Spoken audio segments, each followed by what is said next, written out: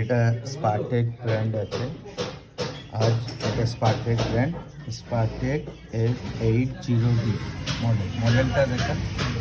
তো এই মডেলের স্পিড ইনক্রিজ যেটা কোম্পানি সেট আপ থাকে ওটা থাকে 4000।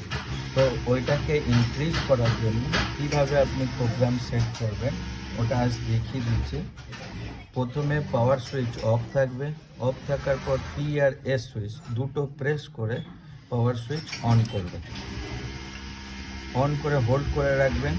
P36 প্রোগ্রাম আসবে, এটা করবেন P37, এস প্রেস করবেন, 4000 শো করছে, এটাকে ইনক্রিজ করবেন।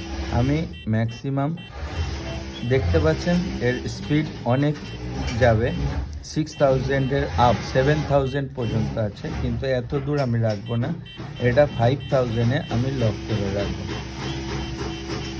একটা মেশিনের ম্যাক্সিমাম স্পিড ফ্ল্যাট বেড ইন্টারলকের 5000 রাখাটা খুবই ভালো, যার কারণে মেশিনের লংজিভিটি বাড়বে। 5000-এ রেখে এস প্রেস করে আমি সেভ করলাম, সেভ করে পি টেপে দিলাম। তারপর আবার আপনি পাওয়ার সুইচটা একবার বন্ধ করবেন,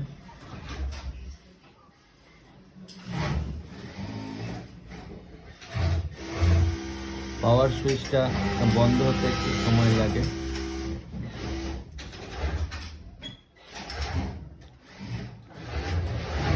বন্ধ হলো, এবার অন করে আপনি ডাইরেক্ট প্রোগ্রামে এবার এখান থেকে ইনক্রিজ করবেন।